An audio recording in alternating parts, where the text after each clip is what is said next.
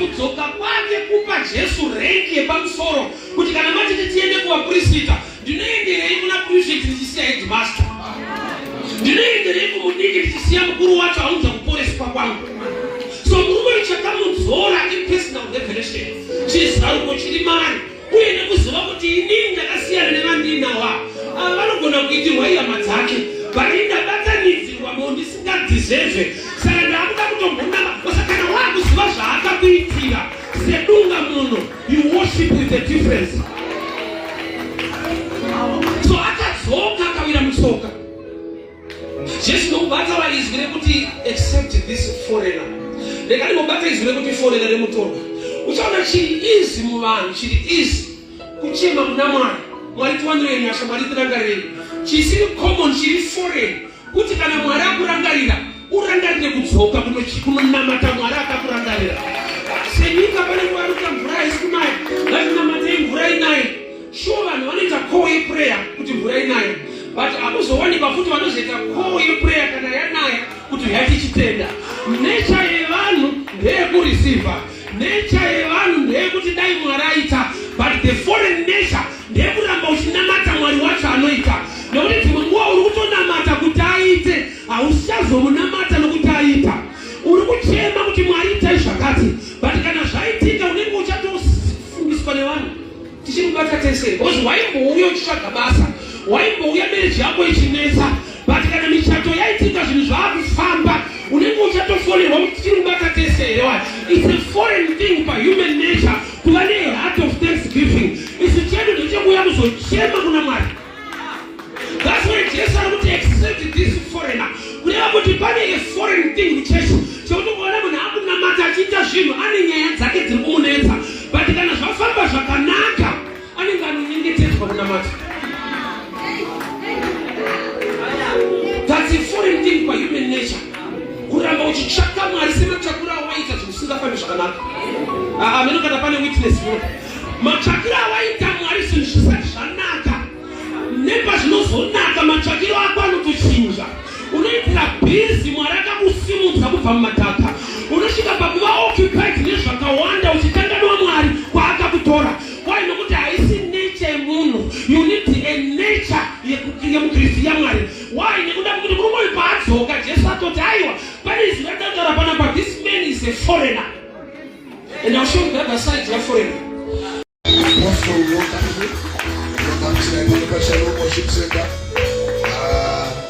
The best assembly men and eagles.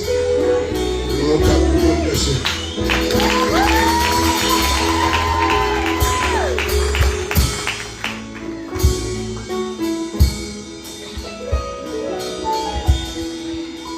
Ndinotenda Mwari zvekuti wandipe kugara. God bless you mazvita enyu. Regai ndikwase chechi muzita ramambo Jesu. Amen. Regai ndiremekedze mutungamiriri wese paungano rino. Ndipo rukudzo rwakasarudzika kuna mufundisi wedu, mufundisi Nengomasha Namai, muzita ramambo Jesu. Amen. Ndichada ndiverenge shoko raMwari kubva kubhuku yaLuke chapter 17 from verse 11. Luke 17 from verse 11. And I'll read. As Jesus continued on toward Jerusalem and reached the border between Galilee and Samaria, he entered there a village. There were 10 men with leprosy, stood at a distance, crying out, Jesus, Master, have mercy on me. He looked at them and said, Go, show yourselves to the priests. As they went, they were cleansed of their leprosy. One of them, when he saw that he was healed, he came back to Jesus, shouting, praising God. He fell to the ground at Jesus' feet, thanking him for what he has done. This man was a Samaritan. Jesus asked, Did I heal 10 men? Where are the other 9? There is no one retained to give glory to the Lord except this foreigner. And Jesus said to the man, Stand up and go. Your faith has healed you. Ndinamati muchene tinokutendai. Upenyu wedu mutaure shoko renyu ridudzirwe. Rishande nekushandira upenyu wedu muzita raJesu. Amen. Shoko rati Jesu waipfuura nepamuganhu wenzvimbo yeSamaria neGarirea ndokuona varume 10 vaiva nemaperembudzi vakatanga kudanidzira kwaari varume vacha vaida kuporeswa, vari kudanidzira vaona Jesu, vari kuda kuporeswa. Jesu ndokubva avapa an instruction of what to do. Handina kunzwa Jesu achiti receive your healing, handina kunzwa Jesu achiti poreswai, but Bible rinoti akavarayira kuti endai munozviratidza kuvaprista. Go and show yourself to the priest.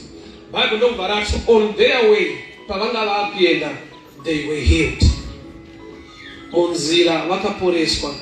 Varume ava havasi kukumbira kutumwa. Varume vacha vaida vaitoti heavy message reyotsesi tinoda kuporeswa. Jesu ndokubva arigera kutaura izwi rekuti receive your healing or be healed. Ndokuvaudza zvekuita vanhu vane dambudziko. Ndokupa an instruction to people who were crying. Challenge yatinayo sometimes ndeyekuti Mwari unogona kutaura chinhu chekuti uite, iwe utarisa a reason and excuse iri valid yaunotoona kuti varume ava vane leprosi varwere, kunzi vanzi bvai pano endai kumapriest munozviratidza. It was a hard task because vanotorwara, but varume ava vakangova neimwe obedience is so challenging to me kuti havana kutarisa zvakawanda ende havana kumuudza kuti aiwa chatiri kuda kuporeswa, asi vakangoteerera shoko vari varwere. Kuteerera Mwari uri musituation inorema, vakagamuchira shoko rekutuma vakatumika. On their way vari munzira ndokubva vapora. So healing yanga yakavigwa muobedience to the instruction. Kazhinji tine nguva yekuti munhu unochema dai Mwari andirangarira, dai Mwari vaita zvakati muupenyu. Pouya munhu anokuudza zvekuita, iwe uchida kuti pamwe ndikanamatirwa pane nyasha dzinofanirwa kuuya pandiri kuti zviitike, but pouya munhu anokupa instruction on what to do, wobva wava nereason iri valid yaunogona kutarisa kuti aiwa zvinhu zvangu zvikazvaita zvakanaka ndopandichaita izvi, kana zvinhu zvangu zvatambanudzika zvakanaka ndopanditamirawo nebasa raMwari pasituation iyi. You need to understand. Matauro edu waya John chapter 9, kune murume aiva bofu akaiswa mavhu kumeso naJesu, and this man did not complain. Ndofunga tese tinozviziva kuti mavhu ari sensitive kumaziso, but Jesu ndobva ashanda nezviri sensitive kuti agone kubatsira munhu. So there are times yekuti Mwari unopa a message yaunofarira iri right, pamwe pacho anokupa message yaunofanirwa kunzwa, but panguva yako isiri right. Let me balance this way. I love statement yekuti God speaks the right word in the right season. It's true, Mwari vanodaro, but there is a deeper revelation in God yekuti he speaks a word to create a season. Ukaenda kuna Genesis 26, Isaac akanzi do not go down to Egypt, stay there in Gerar. Yet in Gerar there was a problem. Say vanhu vaibuda muGerar vachienda kuEgypt, there was famine. Mwari ndokubva vaudza munhu message yekuti gara munzara. Munhu agara munzara ndokupiwa a message yekuti chidyara urimo. And a good advice in time yefamine ndeyekuti regera kudyara unotambisa mbeu. So Mwari vakapa munhu advice, vakapa munhu instruction yekuita zvinhu zvisiri common. So there are times yekuti kazhinji tinoda kuti Mwari vataure zvatinoda uye Mwari vave in line nenyaya dzedu. Gamba pamwe pacho unoona sekunge Mwari vari off topic, gamba you are missing the right topic or the right channel. Varume vandaverenga nezvavo havasi kuda kutumwa, vari kuda kuporeswa. Mwanakomana waDhavhidhi tinzwireiwo ngoni, chavari kuda ingoni not kutumwa, but Bible guess what akavati endai. So on their way vari munzira vakapora. Zvoreva kuti healing was hidden mumovement. Kuporeswa kwavo kwakavigwa mukutumika. So vatumwa vari munzira zvanzi mumwe aona kurati vanhu vanogona kupora vese, but kune vamwe vanoona mamwe maonero. So shoko rinogona kuparidza tonzwa asi kune mamwe manzwiro. Saka vanhu vakaparidzirwa kunzi endai vari munzira, kune akava an understanding iri different. Ndauya kuzoparidza kuti Mwari vakupe a deeper understanding iri different kubva kune vamwe. Why? Nokuti iyo ine zvaichadena muna Mwari wako. Vanhu vari kuita zvinhu zviri common zvavaudzwa kunzi go, shoko rati go and show yourself, go kuenda. But mumwe ndokubva adzoka. I was expecting Jesus kuti ati kumurume uyu ndatiendai one. But Jesu anobvunza kuti ndaporesa 10, ko sei padzoka 1, ko vamwe 9 varipi?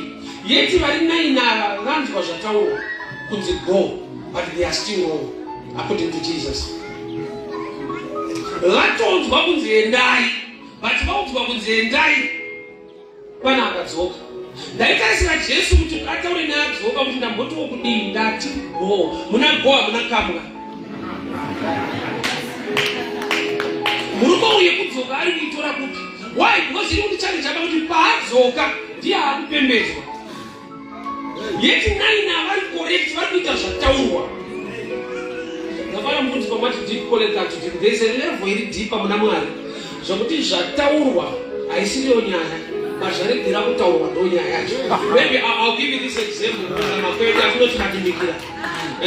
Isagara ndomoshava. Muchemberi aigara abika mapoto etinoswira kumunda mangwana. Saka tisati tarara aiuya manheru ati zvamurimi mugozodya nyama yepoto. Message iyoyo ukangonzwa chete zvataurwa unotomuka usiku woti zvatirisu togoza. Zvainotoreva ndezvekuti musadye nyama, but havataure mazwi iwa yekuti musadya. Vanoti zvamurimi mugozodya. So imessage inoshanda nematurity kwete nzeve chete. Akura ndiye akuziva zvekurehwa, mudiki anonzwawo zvataurwa chete. So muna Mwari mune zvinhu zvakavanzika zvokuti nyaya iri kutaurwa ndo nyaya inofanira kukubatsira kunzwa zvisina kutaurwa. That's why pataverenga vhesi vanhu varamba vakagara vachida kunzwa yeti vanzwa kudhara. Saka vanhu vachikuda kunzwa isi taverenga vapanzwa vanoda kunzwa zvisina kunyorwa zvacho. Kuparidza kutaura zvisina kunyorwawo, but ndichibva pane zvanyorwa zvacho. Apa ndi Mwari akataura, saka wagarira Mwari haakutaura futi. Kurati iri inyaya yakaitika, but wakuda kunzwa nyaya yako munyaya yakaitika. Rozi tikangoiverenga ndo zvakaita varume atikati ambeikumba unoenda kuti varume vaya vakaoma. But pakuda kuti nyaya iyi ilete nelife yako. So chiri missing ichocho manje. Ndochakanzwa nemurume, ndochakamupa kudzoka muna go, ndopaakadzokera akatowira mutsoka. Jesu akati aiwa ko vamwe vashota panapa ndaporesa vakawanda. Where the other 9 vari kupi? Jesu ndobva ataura izwi rekuti kumurume randada manje. Anzi expect this foreigner. Mutauro wechishona tingati mutorwa naye. Anzi padzoka mutorwa. Sei Jesu akuziva kuti rwe munadzoka kusvika pakuti mwe mutorwa. Uchaona this man was a Samaritan. Jesu aporesa vanhu 10, but 10 pane 1 Samaritan and 9 Jews. So the other 9 Jews vakanatisa Jesu vari kuti guru wedu it's our right zvinoita. But Mwari kuti as a foreigner I must worship with a difference. Because I didn't deserve kunge ndaitirwa zvinhu. But ndaitirwa nenyasha. Saka handingamhanye kumwe ndichitadza kudzokera kuna Mwari andiwanira nyasha. In other words, Jesu paruti this one is a foreigner, is a Samaritan. Aritozivisa murume wacho kuti handina kuita mistake pandakuporesa, ndaitoziva kuti hausi muJudha, but nekuda kwokuti uri among the people. So there are times wekuti your association can attract a blessing.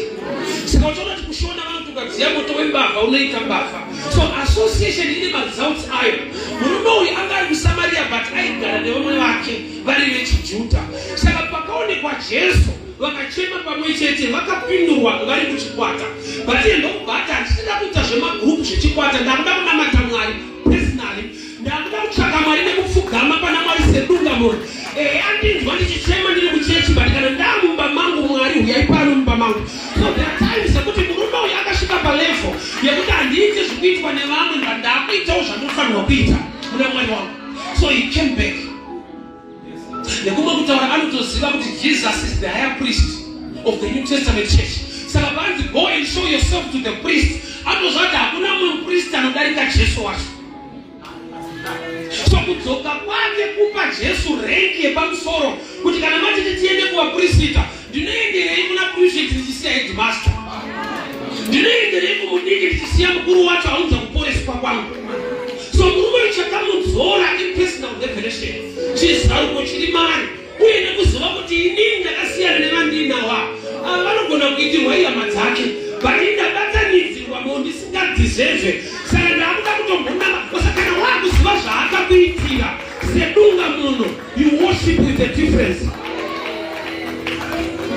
So akadzoka akawira mutsoka. Jesu ndokubata vaizwi rekuti accept this foreigner. Rega ndinobata izwi rekuti foreigner remutorwa. Uchaona chiri easy muvanhu, chiri easy kuchema muna Mwari. Mwari tiwanire nyasha, Mwari tirangarire. Chisiri common, chiri foreign kuti kana Mwari akurangarira urangarire kudzoka kunonamata Mwari akakurangarira. Senyika pane Mwari kuti mvura haisi kunaya, ngatinamate mvura inaye. sure vanhu vanoita call yeprayer kuti mvura inaya, but hakuzowanikwa futi vanozoita call yeprayer kana yanaya kuti yatichitenda. Nature yevanhu ndeyekureceiva, nature yevanhu ndeyekuti dai Mwari aita, but the foreign nature ndeyekuramba uchinamata Mwari wacho anoita. Nekuti dzimwe nguva uri kutonamata kuti aite, hauchazomunamata nokuti aita. Uri kuchema kuti Mwari itai zvakati, but kana zvaitika unenge uchatofungiswa nevanhu. Tichimubata tese, because waimbouya uchitsvaga basa, waimbouya marriage yako ichinetsa, but kana michato yaitika zvinhu zvaakufamba, unenge uchatofonerwa kuti tichimubata tese here wani. It's a foreign thing by human nature kuva neheart of thanksgiving. Isi chedu ndechekuuya kuzochema kuna Mwari. That's why Jesus ari kuti accept this foreigner. Kureva kuti pane a foreign thing muchechi chekuti kuona munhu akunamata achiita zvinhu ane nyaya dzake dziri kumunetsa, but kana zvafamba zvakanaka anenge anonyengetedzwa kunamata. That's a foreign thing by human nature. Kuramba uchitsvaka Mwari sematsvakiro awaita zvinhu zvisingafambi zvakanaka. Ameno kana pane witness muno. Matsvakiro awaita Mwari zvinhu zvisati zvanaka. Nepazvinozonaka matsvakiro ako anotochinja. Unoitira bhizi Mwari akakusimudza kubva mumadhaka. Unosvika pakuva occupied nezvakawanda uchikanganwa Mwari kwaakakutora. Why? Nokuti haisi nature yemunhu. You need a nature yemukristu yaMwari. Why? Nekuda kuti kurumoi paadzoka Jesu atoti aiwa pane izwi rakataura panapa, this man is a foreigner. And I'll show you the other side ya foreigner. Jesu pane paanotaura Matthew 15 mukadzi weSamaria kuti I'm only sent to the lost sheep of Israel. Kureva kuti ari kuti by right ndichiri kutofamba kudai so handina mumwe ndakainga but vekwaIsraeri kureva maJudha. So this man is a foreigner, but akomborerwa, aropafadzwa, aporeswa naJesu. Saka Jesu ari kutipa picture yekuti kana munhu ane hati yekutenda Mwari, Mwari havatarise rudzi rwake, havatarise kuti hadeserve, but kana wangogona kuwira mutsoka uchimutenda he can lift you up.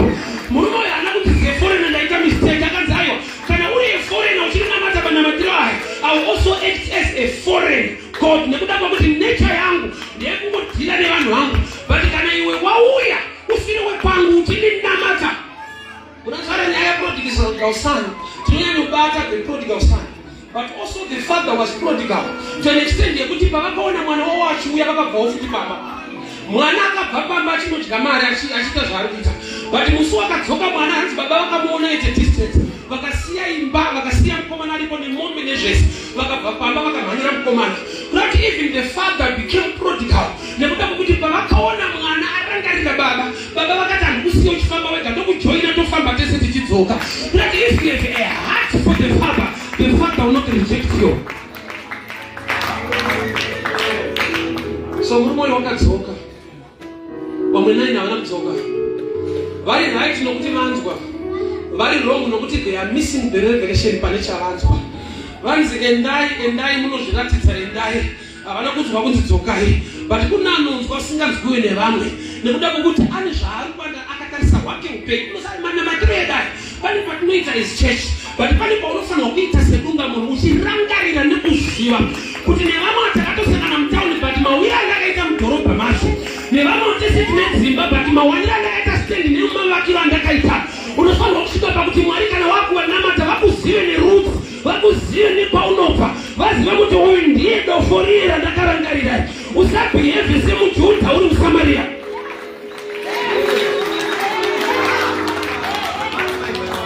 Wenyasha ngazviunderstand kuti dai dzisiri nyasha ndaiqualifya kudhiraivha nevamwe, vamwe vari kudhiraivha by right because vakapasa, vakafunda, vane madegree, vane mabasa akanaka, but iwe kudhiraivha kwako hazvina degree, hazvina kufunda, hazvina connection. Zvokuti kana wakunamata Mwari unofanirwa kuwira mutsoka woti Mwari ndiri pano muSamaria, makandirangarira but handikanganwe. Vamwe vangu vaitova maJudha but hamuna kundisaruza ndiri pano. There are a lot of things we take for granted zvakaitwa naMwari muupenyu. So there are times yekuti munhu anofungidzira kuti I don't deserve because I'm intelligent, I don't deserve because I'm so beautiful. I've seen people vari kukundikana mulife are so beautiful. I've seen people vari intelligent vasina chinhu chinobatika mulife. Kuti it's not by mighty or by power but by the spirit of the Almighty God. Unofanirwa kumbotora beauty yako woisa paside, wotora kuchenjera woisa paside, woti dai asiri Mwari, dai asiri Mwari, womutsvaka wowira mutsoka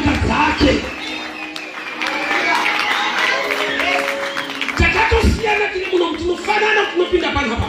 But life yako kanyotseivheta utori muSamaria pakati pemaJudha. Vamwe vanoqualify because vane hama dzinovakonecta.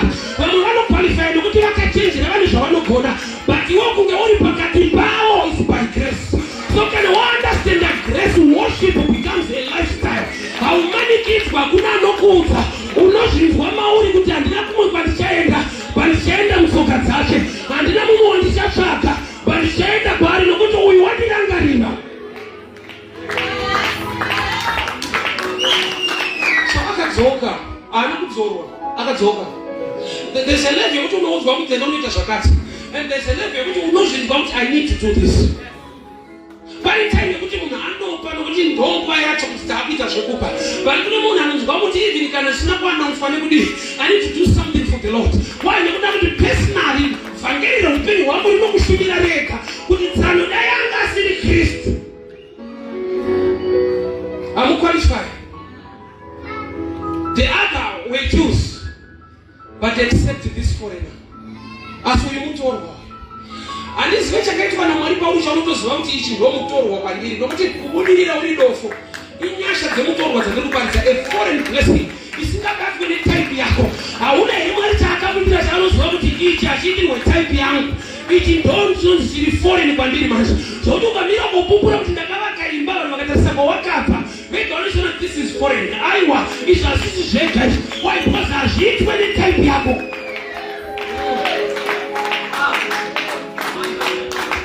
So this means that our personal revelation chizaruko chekungoziva kuti vakomana ndanga ndiri among them, the Jews. Ava vanokodzero dzavo nokuti akainga vana veIsraeri vakarasika. But ini ndiri muSamaria manje. So number one thing chaakagona ipower of association. Unozati seko rako rine nyaya. Sometimes kune Mark chapter 2 kune murume akauya akatakurwa nenyama dzake akaiswa nepamusoro pemba. Baba rangu rinoti, and when Jesus saw their faith, he said to the paralytic, akatamba nevanhu vanotenda, akatamba nevanhu vanoti hama yedu haidzokere kumba iri chirema kana tanzwa kuti pana Jesu, akatamba nevanhu vane boldness kuti kana iri rufu tinotopaza kuti hama yedu igone kuponeswa. Kuti breakthrough yemurume uyu yakabva paassociation. Ane vanhu vaakatamba nawo. Acts chapter 3 murume aiva beautiful gate. Haana kubva kumba achifamba, akatakurwa anga asingafambe. Kureva kuti number one blessing akaassociata nevanhu vane mwoyo naye. Akatamba nevanhu vane shungu neupenyu hwake. Vanga vachiti vakuenda muchechi havamusiya akagara. Aitakurwa. Vachinhu chandakadiscover ndechekuti vamwe vanhu havatakurike vane maproblems. Asoda kunzwa munhu anonzi habatsirike iye ane dambudziko. Kune dhimoni rekuti muti ushaine usina chinhu. Zvinoda kukubatsira unoshaye pekutangira. Dai Mwari watibatsira. This man was foreign. He was a Samaritan. Akadiscover yega. Wako upenyu unofuna kukupa vhangeri rako wega riri personal. Leyako life pakabviwa mararamiro ako anofana kutokuudza kuti bururu dai asiri Jesu. Usinangokuudza wega ukazvivheta. Why? Nokuti munyika yatiri kurarama vakangwara vari kukundikana. Imagine nyika yekuti anoenda kubasa atori pataita ari kutambudzika ari pabasa. Iwe haushandi unenge uchirarama munyika yekuti vanoshanda vacho vari pataita. There are times yekuti haukuudzwa kunzi pauri pane nyasha. Why? Because mabiro akaita upenyu nezvauri izvi ndiye Mwari uyu. Nokuti dai asiriye tikaita breakdown yesalary yako hapararame munhu apa. Nefamily yawina tikazviita breakdown hapararame munhu apa. But kana yanguva yekuwoshipa Mwari unenge uda kutoudzwa kunzi go and come. Unofanirwa kunzwa wega conviction. Ungaisine kwaakatibvisa. Nokuti sometimes ndinomboenda nevana vangu ikoko kuti kana tagoshanya so chodza mwanangu ndaigara mukamba aka so ndaishanda apa. Vana vedu masalati. Mwanangu achiti really? Inenge drama. Tetinatogara munhu imomo uchishanda ipapa. Really? Ndikati really iyoyi ndiJehovha. Because akashaiwa inotovhara real life here. Why? Because some of my friends, they are still there. Handina chandakagona kuvadarika, grace found me. Handina chandakagona kuvakunda, dzingoriwo nyasha bedzi. Hama dzangu pano parabviswa nyasha hapana munhu.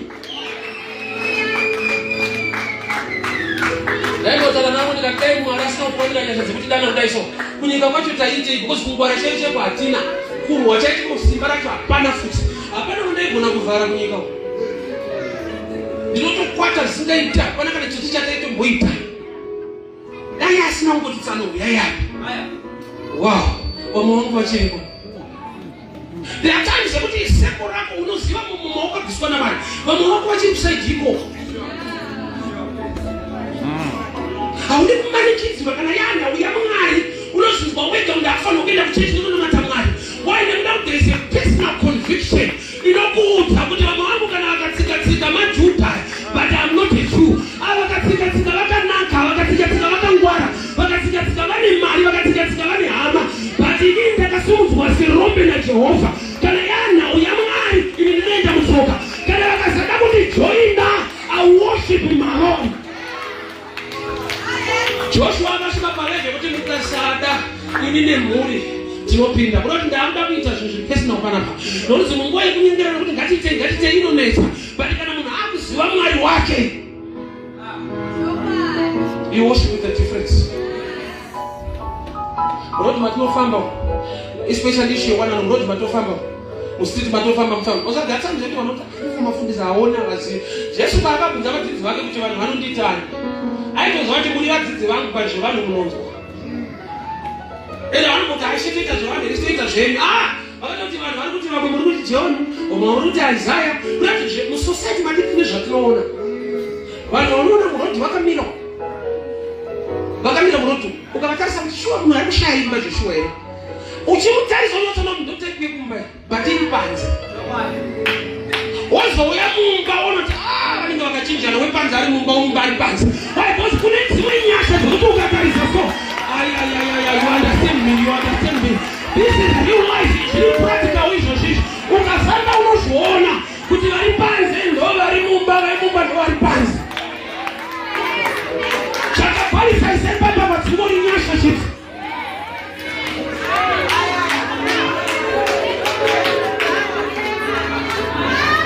When you understand the grace, mwari zvaakamuitira usingakodzere noizvire kuti foreigner nderekuti haaqualify haakodzere atori foreign but ari foreign kudaro abenefita the healing grace.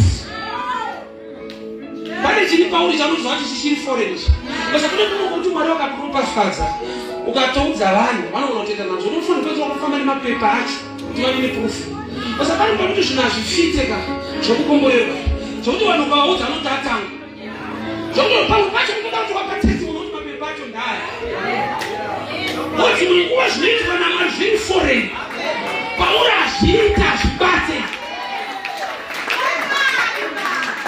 aibeba mataris anoendera kunoshumira kuuzeto mafriends atakaita nawo all level vakapfuurira mberi vakaenda kuuzeto vakadzoka vachirudza nyaya dzekuuniversity ende vakatobeta kuti amanyitsano neudofu hwenyu kwamutsiko kuswerapo ivo vakaenda as students indinoenda as a teacher same place chakangochinjwa chete naKristu grace.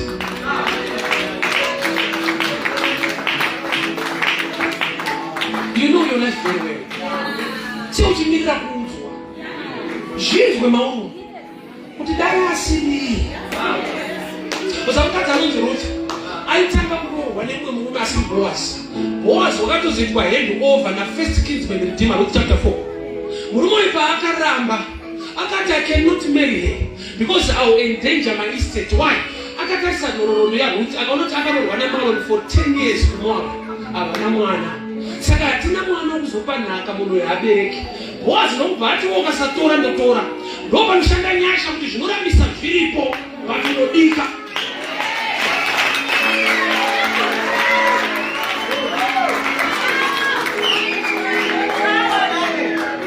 Pane zvikonzero mukadzi anonzi Hana paakati mwari ukandipa mwana ndosiya pano haachada zvekumbecheni yekumba why ane revelation in personal kuti chakandipa kugara mumarriage ndisina vana ndimwari nokuti zvaigona kutondirambisa nokuti penina waibereka but ndaitodiwa zvakapetwa ini ndisina mwana saka mwari ndaakukushumira ine chimwe chete chandawana nokuti mune zvizhinji zvamakaita makazviita imba mwana asipo nokuti izvozvo zvega zvinorambisa.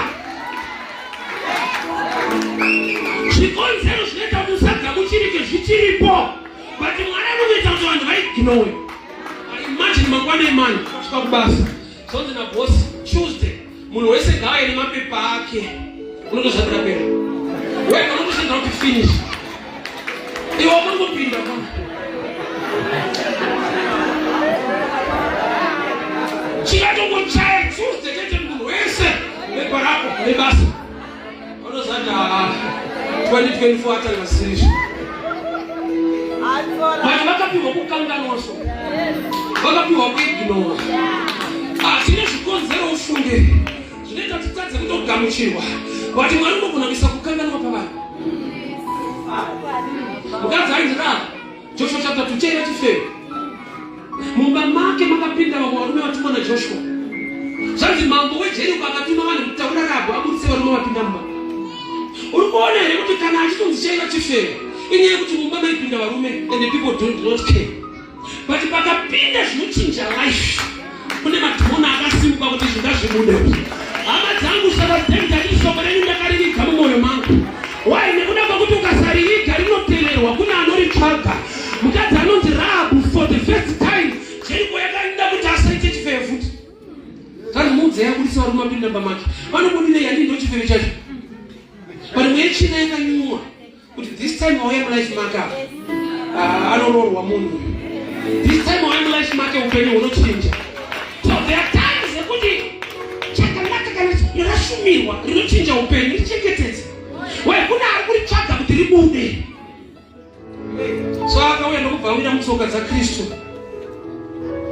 Hakuna mutuma. Kune vanhu vanoita zvinhu kuti vatumwa ngozi zvichida vadiki. Ini ndiri mwana mudiki, baba vangu chaivo. Chakatoita kuti ndirambe tienda kuchechi ndiri mufana. Nhasi haisinyaya kuti I was so spiritual. Baba vangu vaiva nepolisi yekuti anongorwa kuchechi haadyi sadza. Saka ndakaipindira sadza. Saka ndakapindira chechi sadza. Ngozi mugaracho tukasauya kuchechi hauti. But izvezvi wega sadza ririko hapana. But nokuti personally ndaakuziva kuti kune musharuka wakaita basa paKalvari neupenyu hwangu. Hakuna anondipusha. Tiri vana vadiki tairohwa ungarare neshena inonogeza makubobva kutamba bhora rechikwesha haurare neshena. Izvezvi hakuna anondirohwa but with understanding harigone kurara ndine shena. So there must come a time when you mature. Osakuramba chingova vana vadiki hakuite. Bari patinofanirwa kuvhunduka Mwari ataura newe waita chinhu pachechi. Kwete kuti unoumira kuti kana vazotaura hakana pazoita ndinokuva munhu so wandowira naye. So I do my Facebook live every morning yemadevotion.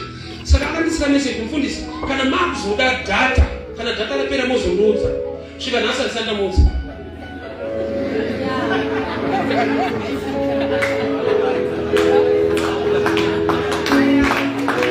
Kana zvaMwari zvichikuitira zvakanaka seuchida kutosumwa. Kana Mwari vachikuropafadza seuchida kunyengetedzwa. Munhu akakura akamachua anoita zvinhu with understanding, no pressure. Tine vanhu vanonoka kukura zvekuti vanotoda pressure. Ngatiitengishikane zvakanaka ukazviziva marwadzo ari involved haana basa. Jesus endured the cross for the glory that was ahead. Saka vanhu vane vakadzi vanoti kuzvara munorwadza but havasiye. Ichokwadi kunotorwadza but next year anenge achitopusha. Vanhu vanenge achirevesera. Vanoziva the blessing after the pain. So when you know the blessing after the pain, you can endure for 9 months till Shabbatika. Saka nasakudze marwadzo igomubvudza kuswera kwamarwadzo kwacho kunei. So vana vadiki havafaniri kubaiwa jekiseni. Because vanotobayiwa but vanhu vakuru vanorapwa nejekiseni. Vanhu vakuru mindset yavo vakabvisa tsono vakafokasa pamushonga. Vana vadiki vanongoona tsono yacho kuti afunge kuti pane zvakanaka zviri kurongwa anofanira kutongobayiwa. So rikatombaidzwa soka vanodiki kubayiwa chete. Mumwe achirapa mumwe achibayiwa. Ngavane mhiripiri kuvanhu vakuru inonaka. Anotokutenga mhiripiri kutoita kutenga. Anotokuti handigone kudya pasina kamhiripiri. But vana vadiki inovava. Saka zvimwe zviri kukuvava izvizera. Zvimwe zvinokugona kukurwadza zvashumirwa kuti ngatishumirei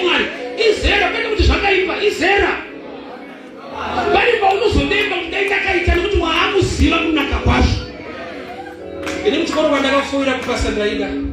Pandakadiscover kuti kuda chete haupasi nekutonoda. Pane dedication nediscipline iri involved kana watoda. Saka kungoda chete is not enough. Why pane zviri involved kana wada chitsungirira nekusitata. Kana wada ikinoswera uchitamba uverenge. Saka ndakangoda ndobva ndavenga the discipline part of it. Saka ndakatofoira ndichitoda kupasa. Nani kunyembera lero maticha anga serious because angari pasai pangu akapasa. Bali manotsa akaipiwa aitopasisa. But aishikira pane nharo. That's why sometimes in the same church wamuona tara kunanga nemugona kumwana chipapa testimony. Mwachinetsika kuti zviri kufamba sei.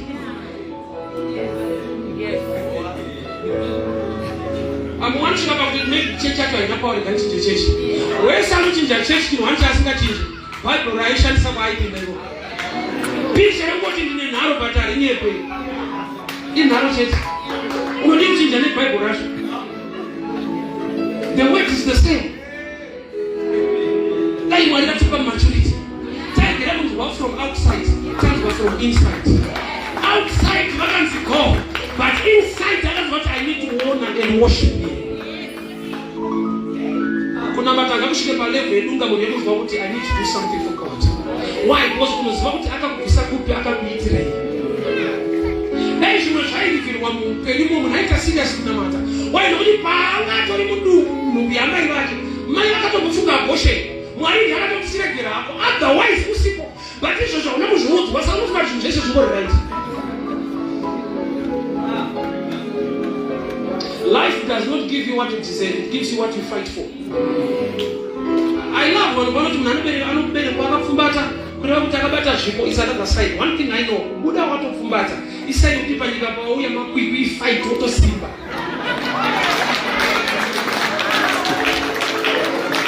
You fight your way through.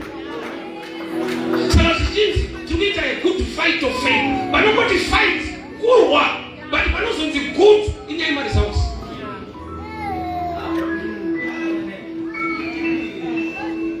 Kune zvinoshanda zvinorwadza zvakutoda munhu akura kuziva kuti kurwadza hazvo pazvinoita. Anomuziva kuti munhu wese anoda mari, hakuna munhu anoda basa. But munhu wese anotsvaga basa, but anenge achitsvaga mari. Akatosvika pabasa anotaura kuti kunyanya ndinoshanda ndiri kuna right, haatari zvemari. Mwedzi ukapera ndopamunoziva kuti tsano wakaingeya anenge achida mari yake. Kuna munhu anoda basa, munhu anoda mari kubasa. But ndonzira yedu yokuenda kumari yake unoti ndoda basa. Saka anoswera achidikira achishanda anoziva kuti kune kasalari kuseri. Saka hazvimurwadzi. Dzimwe nguva chinoita kuti urwadziwe neprocess nezvinokwanidzwa kuti itai ngatiite. Mira kuti Matthew 6:6. Kana maakunyengetera pindai pakavanda muvhareto. Mwari anoona zvamunoita uchakuropafadzai. Ropafadzo iri connected to action, not to tears. It's unfortunate and I'll tell you again. Kukomborerwa kwako naMwari kune chekuita nezvaunoita kwete zvaunoitwa. Vanhu vakakumaka haisi guarantee yekuti uchakomborerwa. The God who sees what you do will reward you. Reward is connected to what you do. Tikachema kuna Mwari anonzwa ishua. Mwari anonzwa ena anobva akutyira tsitsi obva akutumira shoko rekuti uzive zvokuita. Tsitsi dzaMwari dzakavigwa mushoko rake. Iye muranda weshoko rake. Kana watu vakachema kuti Mwari zvikatidzei mushamisa, vane vachakukwiri nono mushamisa haunzwe. Why? Because ndiri kutoparidzwa irovo zvova nebreakthrough yako ipapa.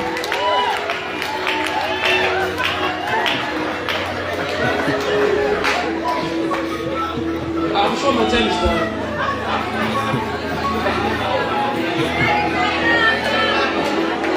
Church, hear me very well. Ropafadzo yakiri kuda yakavigwa mune zvatofanirwa kuita. Ndimwari unoita minana, that's true. But kune imwe level yekuti haatomboita minana kana akaisa process inofanirwa kuitwa. Vanoziva kuti munhu wese ari munhu hakuna kusikwa naMwari. Vakasikwa mumazitaoni nawo vanonzi Adam naEva. Tese we are a result of reproduction, not creation. Wakatoberekwa hauna kusikwa. Vakasikwa itu. Anesi vanochinzi Adam pamundiyo, but those are kuna Adam naEva. Vameresa ndini ndakarorana nini vakabereka nini. Kurati Mwari vakasiya a system after creation. Vakarayira nezve reproduction.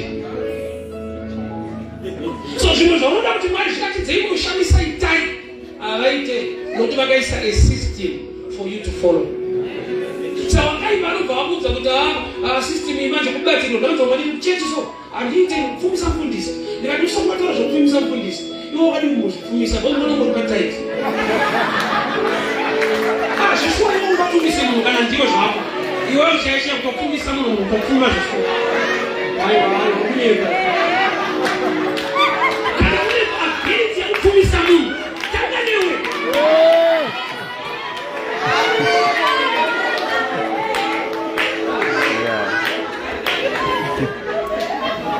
wakaipano kupa mask ari defensive varumembe vakanzi go and show yourself to the priest waigona kugara wachiishe asi situation idamusikizwisisa.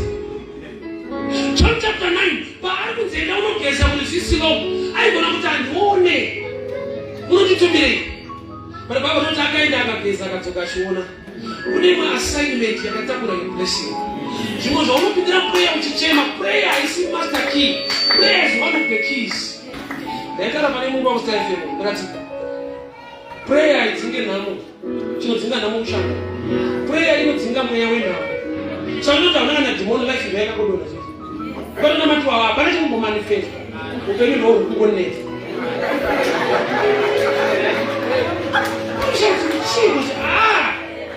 mweya wacho hausisipo but pane zvinoda kuitwa.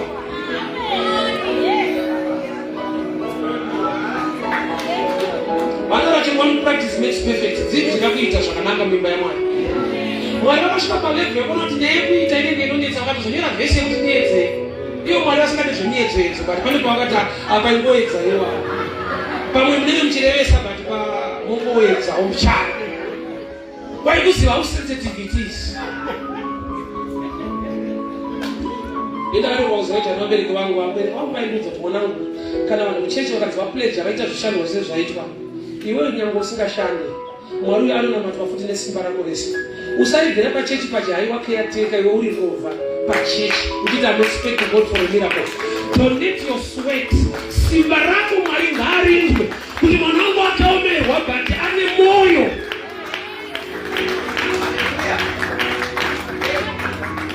Seek God. Your labor iri kudiwa mivyo muitwa hatingafana nezvatingaite takangofanana kuti tese tofanira kuita zvimwe zvaunochemera kuprayer hazvipo zviri paassignment vatiti nzwaiongoni havana kuti receive your healing be healed vakati munhu ngaatumike iwe hautumike uri kungochemera nyasha. Mwari waJosefa makamurangarira akaita mambo kuIjipti pakatangira rwendo anatakura bhegi achienda kuIjipti akatakura bhasiketi rinopa vakoma chingwa kutumika. David wakauraya Goriath haana kuenda kunouraya Goriath angaendesa chingwa kutumika. And remember he was already anointed by Samuel but aitumika aina anointing. Yongozwa kuti unenge calling so hautumike. Ngozwa unge ndikurotarota kumwe kuti hope so. Yo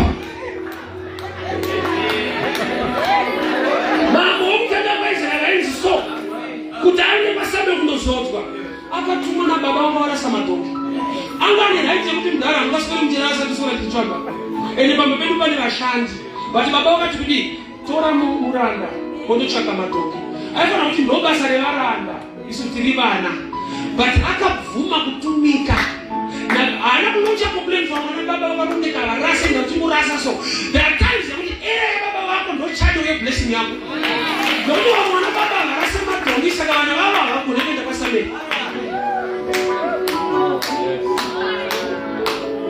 Kune machallenges nemaproblems akaiswa muchano naMwari to connect you to your blessing. Endai vakatumwa vachirwara. Expose yauri kumira nayo haishandi. Faith yako nekutenda kwako muna Mwari ukazviita kugomera nemukurwadziwa Mwari unonzvera moyo unokurangarira. I remember 2006 pandakazoparidza kuStreet kuna Festo chibvakuwadzana Mwari akandipa shuko akandinima mari yekombi ndaifamba netsoka chandaizvibvunza kuti Mwari unondishandisa 50 cents undipa message unofunga kuti wakazvidana unoti wakaita manzwira wozomusanganira vanhu vanenge vachikuita counseling so baba zvaMwari God is a provider. Ichokwadi is a provider but there is a time for everything. I remember that part the name shake up and Musara. It's too bad that you want to know back. Do you want to be here?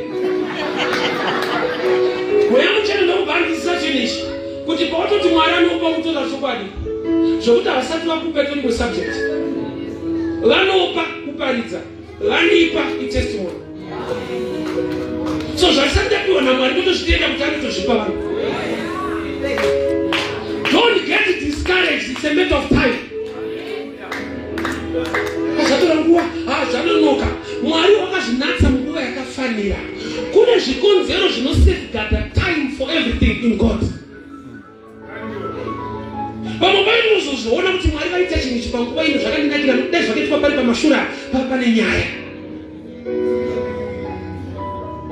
Saka kune vanhu vokuti vanotopromisa matambudziko. We are blessed to become a blessing.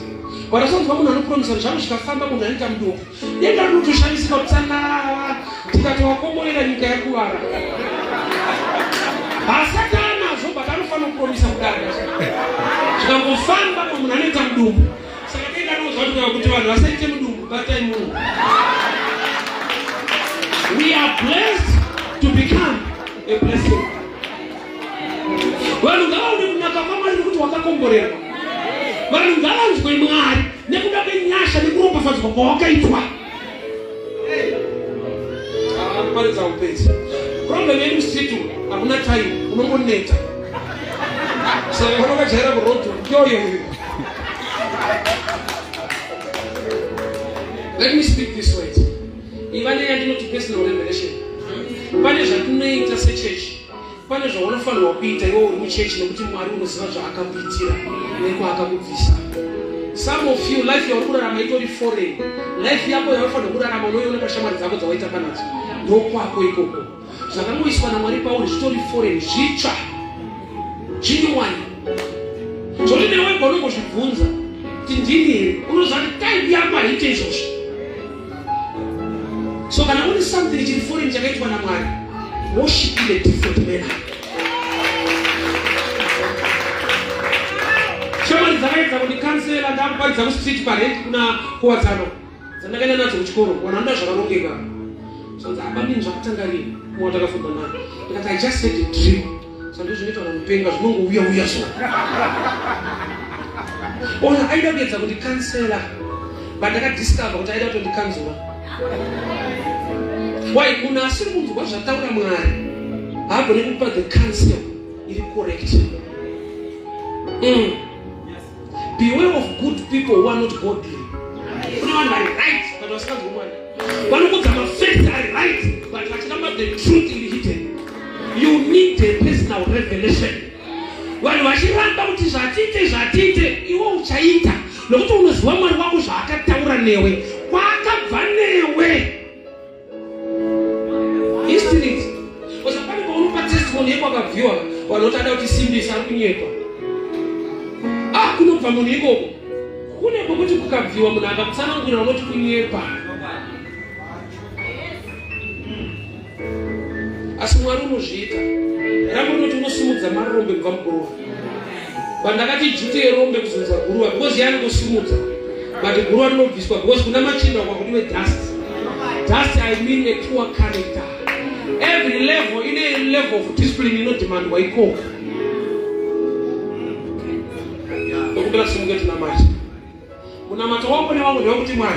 I need a personal revelation. With a difference. Nobody wanted the rangaris, but Munisha Makita names and Nanda Varero and Hakana. Why the Ranga Bayan Share with me, she can ask me the Zagato Bosimuka. Zaykuna would not get the Sandika, the Babasa Pams, no one to deep this way, Jimiko. As if I'm in dreaming that she's about to dream me. No one has seen the many Jesus, Libanese foreign, and it is and it got there. When you get out and die,